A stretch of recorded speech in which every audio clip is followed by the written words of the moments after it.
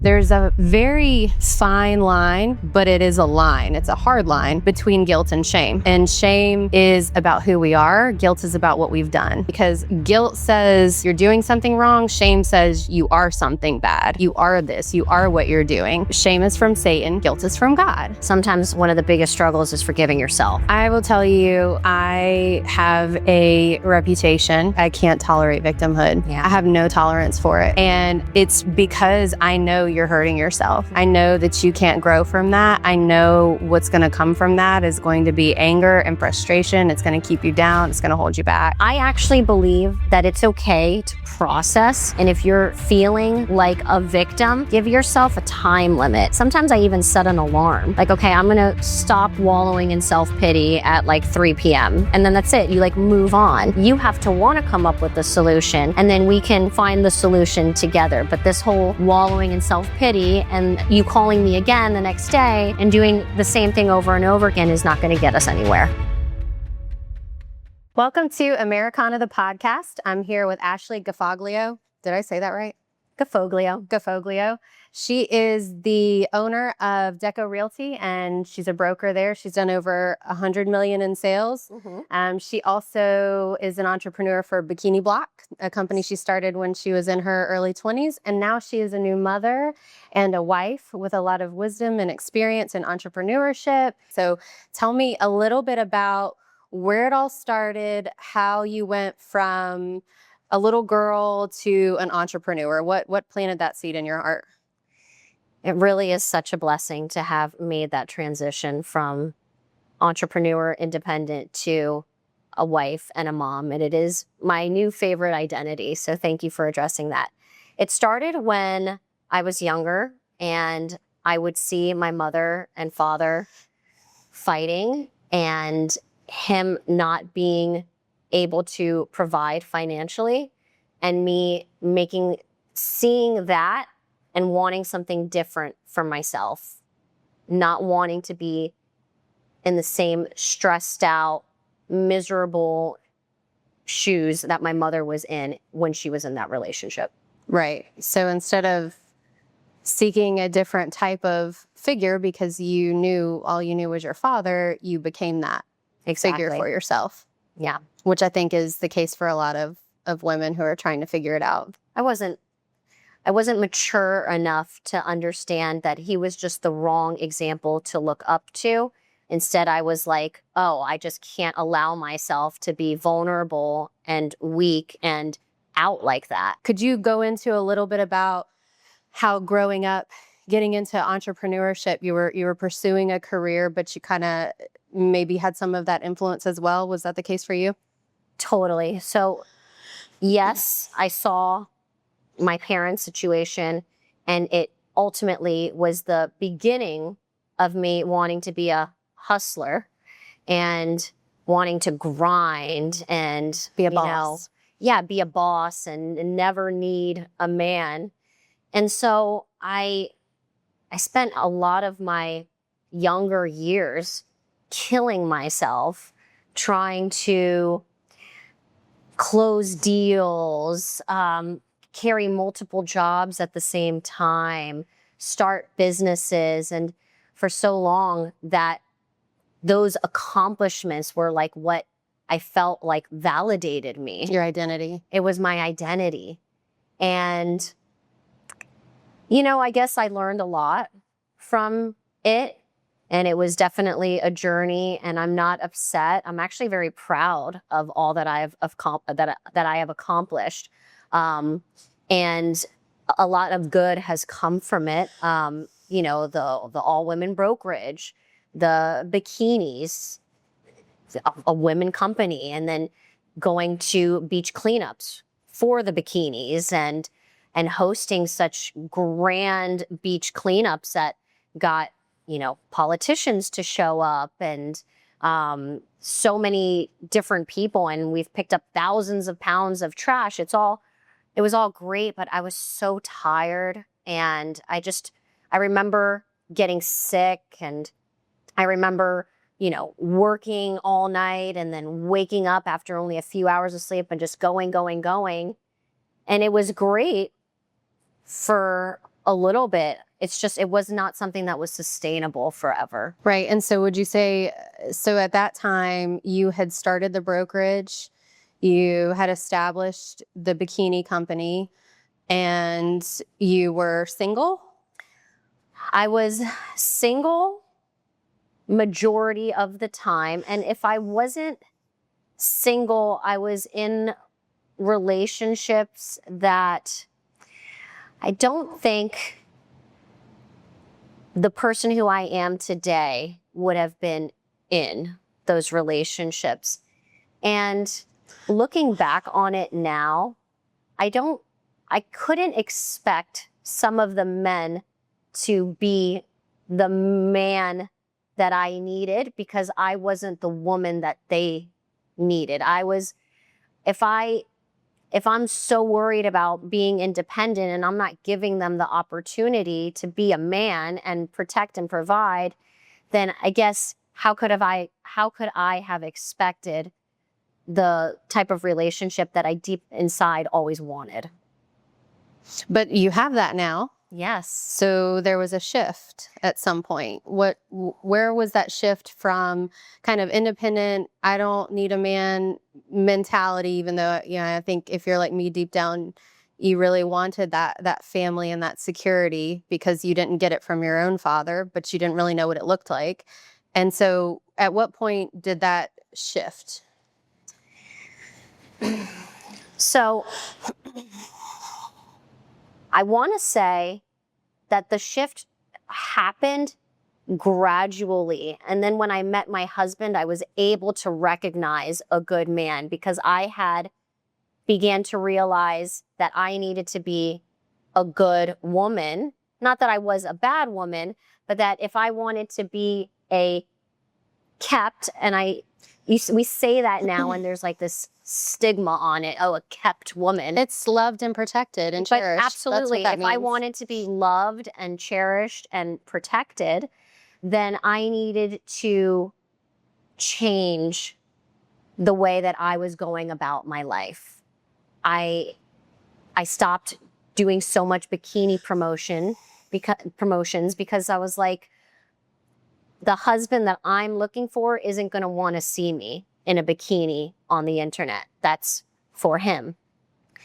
Yes, I owned a home and I was really proud of that. But the man that I was looking for I knew what I was looking for, that man would have a house that we could move in, or we would get something together, and he would be willing to provide for me and soften me, and I wouldn't have to work so hard. So I started to shift with the way that I was behaving. I was becoming more conservative. I was becoming more open to a man that wanted to keep me, wanted to protect me, wanted to love me. And then when I finally got to that place, God provided the man that came for me. And it was so funny because I was like in such a place where I knew that's what I wanted, but I was still like, oh, I have my house, I am independent, I don't need a man. And if it's not in perfect alignment, then it's not for me. But God put the man that was like, oh, well, I want to be in alignment with you. And if what you are seeking is to be in a traditional marriage, then I'm going to show you that I can be that man for you. And I mean, from our first date, he just came for me and didn't give me the I guess I always had that option, but didn't give me he didn't accept Miss Independent. He was like, no, I see through that, and I know what you really want. He knew what your heart desired. Mm-hmm. Yeah. So it sounds like you're saying if you want that loving, providing, protecting man, you have to be willing to let go of all the things that keep it away. Absolutely. So for me, it was very similar. It was, I have the home, I have the job, I have everything that I need.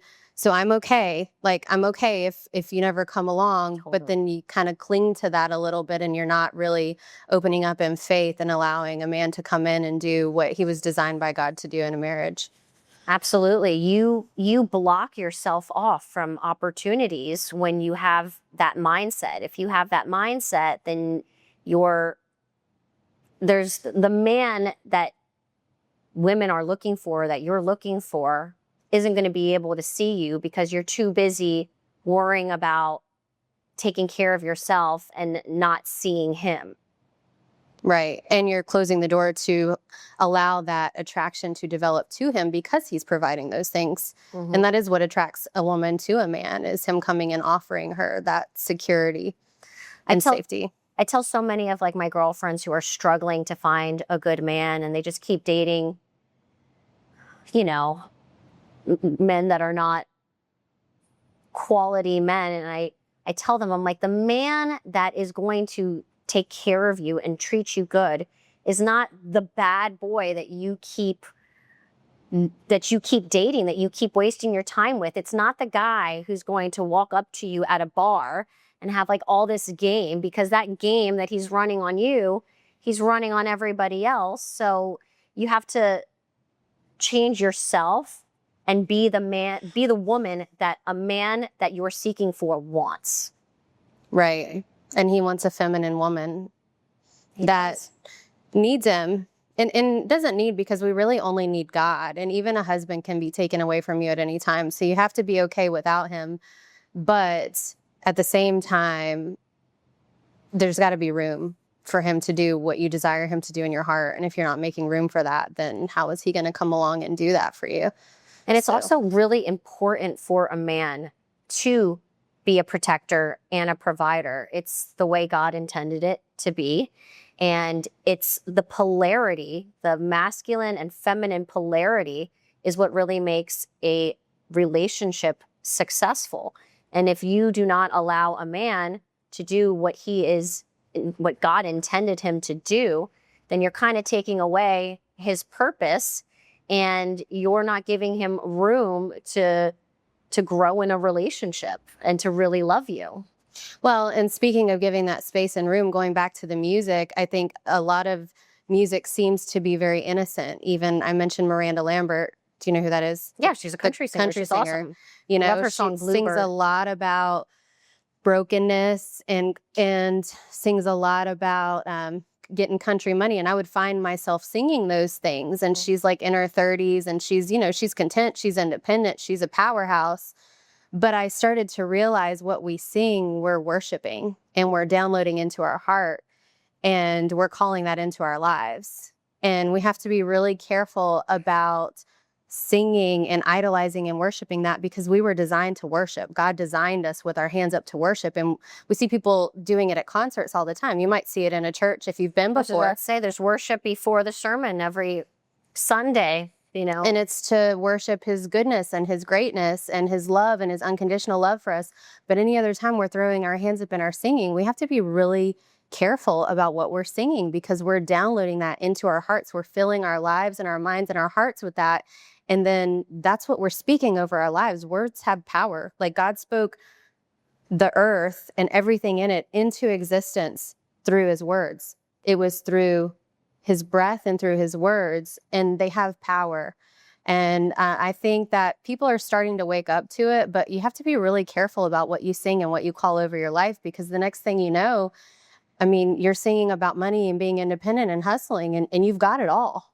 Yeah. It works. You'll have it all, but that's what you've been worshiping. So going back to your early life, you and I have talked a little bit about your first experiences with faith and imperfect people. And I know that at some point in your life, you had kind of been a little turned off by the faith. I know now, like I hear you speak about the goodness of God and all he's done for you and how you want to raise your son to be a godly man. And you're doing that. But take me back to before, when you experienced things that kind of turned you off or gave you a different perception of who God was. So I was definitely turned off by religion. I was not turned off by faith or God per se, but I have had a lot of experiences with people who talk the talk and don't walk the walk. And the hypocrisy turned me off. And I knew that God was the way, but it was just so hard to want to go to church on Sunday and be around people who claim that they are godly, and then they shame you, they judge you, they curse, they don't date people that are godly. They're in lust. Their priorities are not in alignment with that of a true Christian. And those are the people who are trying to tell me what to do. And that's what turned me off. And it still does turn me off to this day. I feel like now I have found a church that I like and people that walk the walk, but hypocrisy is everywhere. And I feel like a lot of people do use religion as a shield from guilt, accountability. And it's like, and you can't argue with those people either. It's like, as soon as God said, it's like, well, I have no response to that, because if you're saying God said, then I can't hold you accountable for anything. And so that's where my weakness in my faith has come from. So hypocrisy and seeing people kind of point you towards righteousness while they're not walking the walk. Exactly. Right.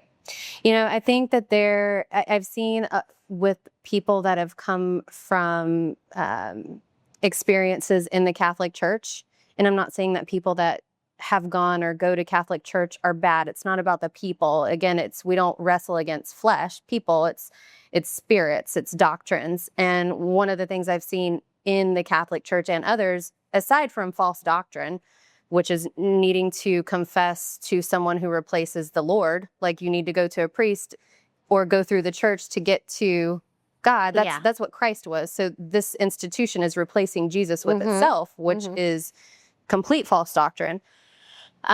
There's so many things in that doctrine that are not in alignment with Scripture. But one of the common themes that I have seen in that doctrine, or people who have been raised in that and hurt by that doctrine, is learning the difference between shame and guilt, and learning to heal from being shamed, and being, everything is about the image and what you present, and what you do, you're bad.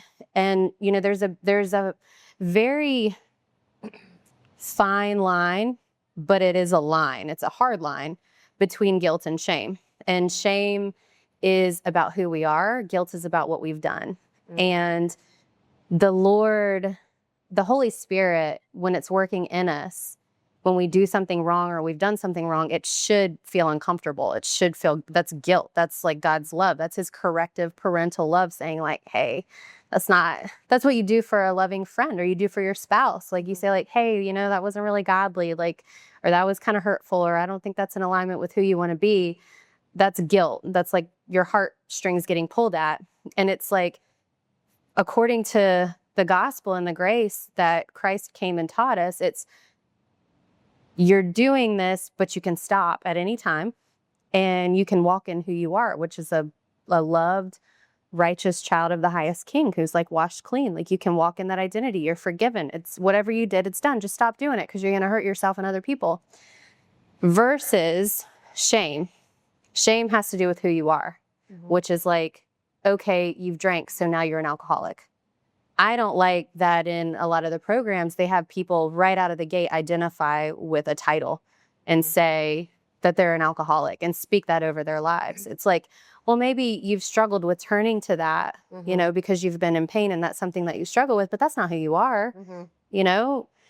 And it's going back to knowing who you are in Christ and that you're loved and you're forgiven and you're protected and you're loved exactly as you are and cherished exactly as you are. And the more that you understand that, and you don't wear the shame, because guilt says you're doing something wrong. Shame says you are something bad. You are this. You are what you're doing.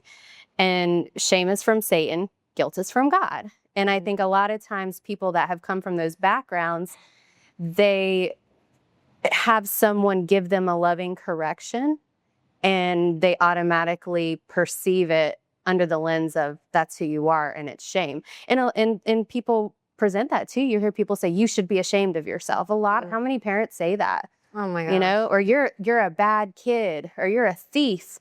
You know, it's like, no, you took that. It wasn't yours. That's not who you are. Like when I speak to my son, I have to be careful.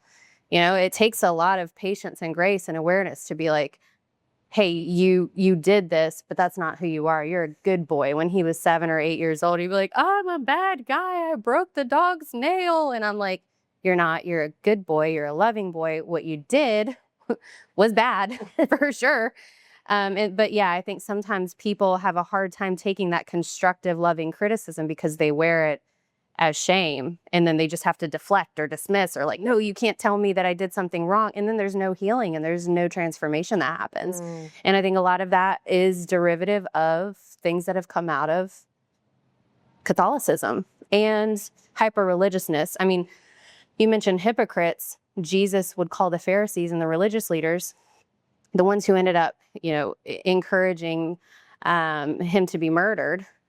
He told them, you guys are hypocrites. You sit at the highest places. You point at all these people. You're these religious leaders, like, and you're over here oppressing the widow and the poor. Like you're doing all these things. You guys are hypocrites. So he was like the ultimate one that came along and said that. And I think that's the kicker right there. When people start to slowly learn how much grace and forgiveness he gives us is nothing compared to what humans give us. They can't even give us a fraction of the unconditional love and grace that the Lord gives us. Yeah, you're right. I also think that when we are operating in a place where we want to do the right thing and we are doing the right thing and we are taking care of ourselves and we are being kind to our fellow man, that is like our most natural state. That is where we are, that's where we're supposed to be, and it's where we are most happy and most fulfilled. So going back to you were kind of turned off by some hypocrisy and maybe some religion being weaponized towards you and others. But what made you keep looking? Knowing, because I did have a strong faith growing up. And even though my family might have fell away and then come back, I feel like it was instilled in me that I am a child of God and that God loves me and that he, one, exists, and having, I guess, a respectable fear of, well, if I'm not going to do the right thing, that I'm going to reap the consequences of my actions.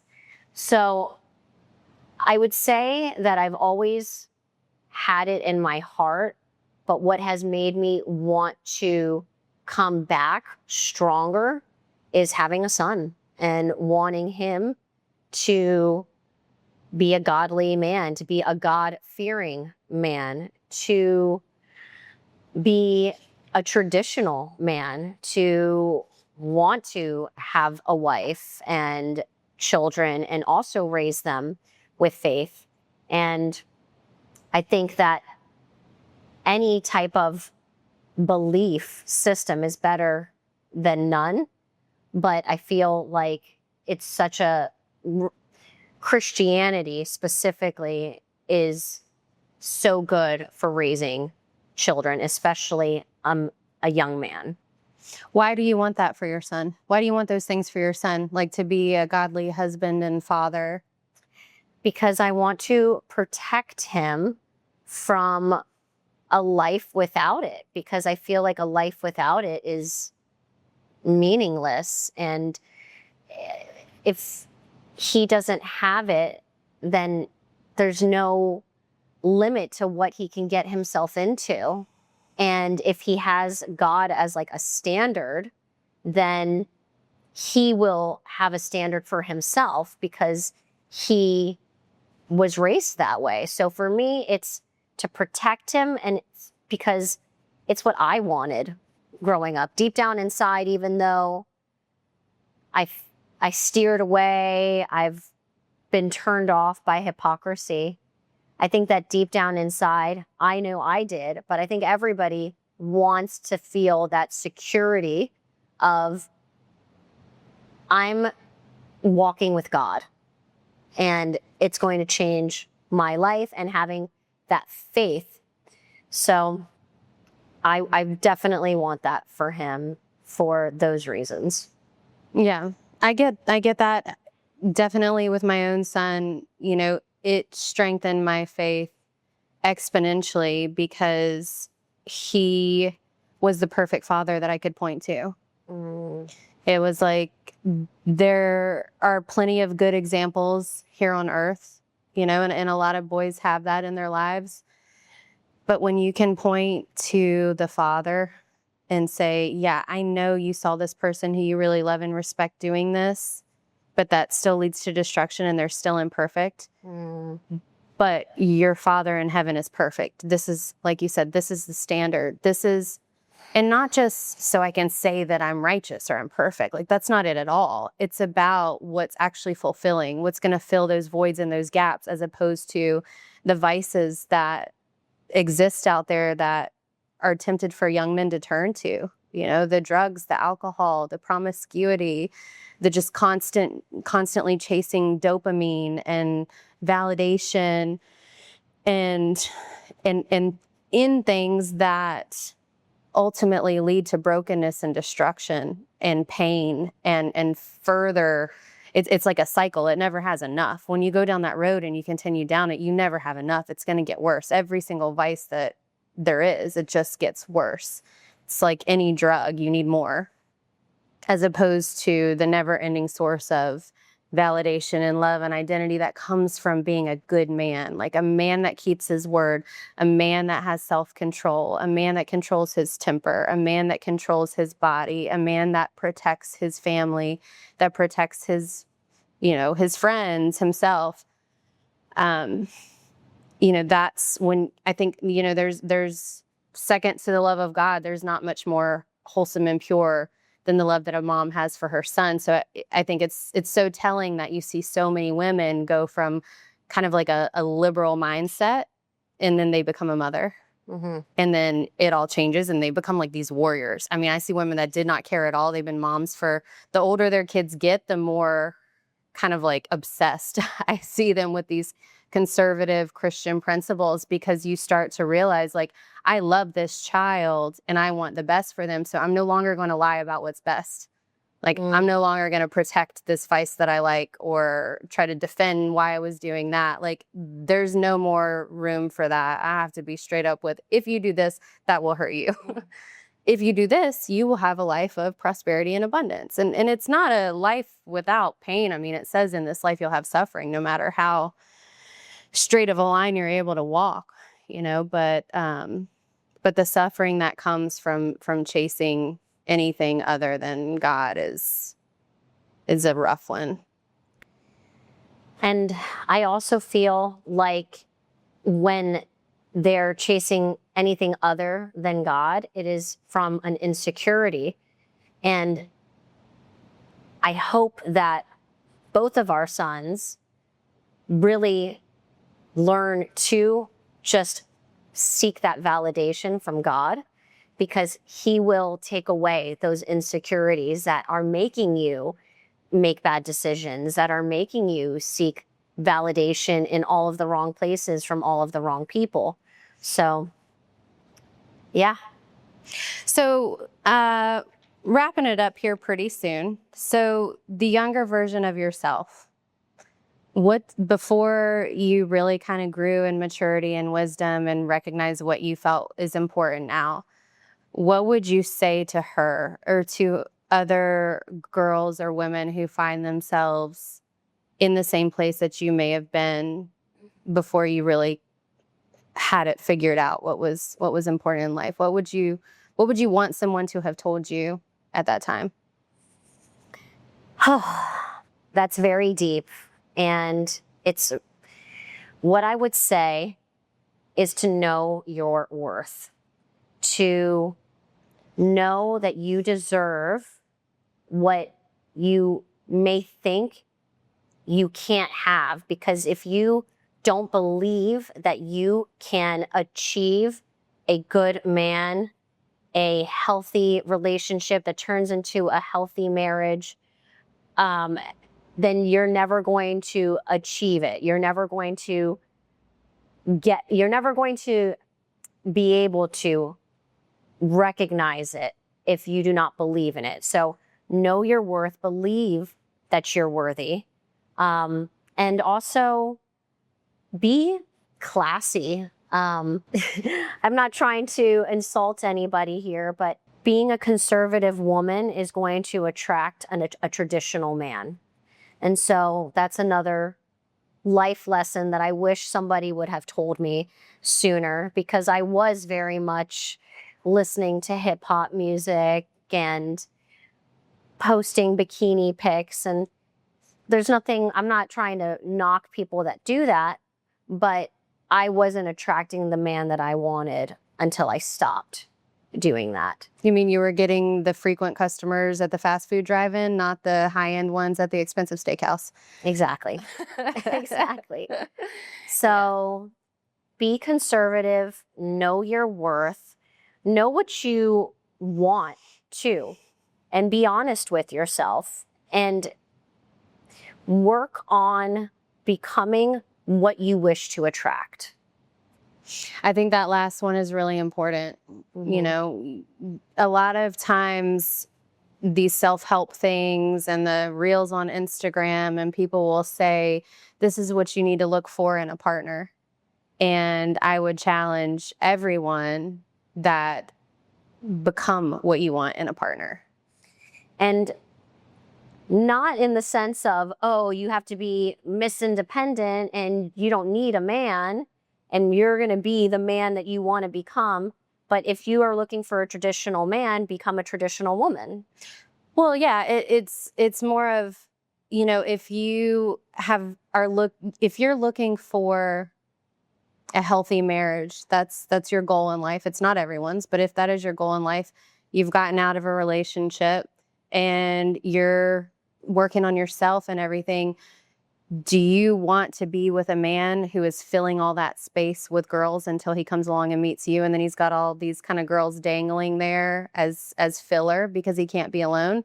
You Exactly. know, if that's not what you want, then you have to be okay with, I'm working on myself. Do you want to meet a man and when he asks you, a godly man asks you, when was the last time you were with someone else? Or when was the last time you dated someone else? Or when was your last relationship? And you're like, oh, well, you know, this morning or last week or last month, I talked to my ex or I was hanging out with my ex. Like, So is that what you want? Are you really emotionally available?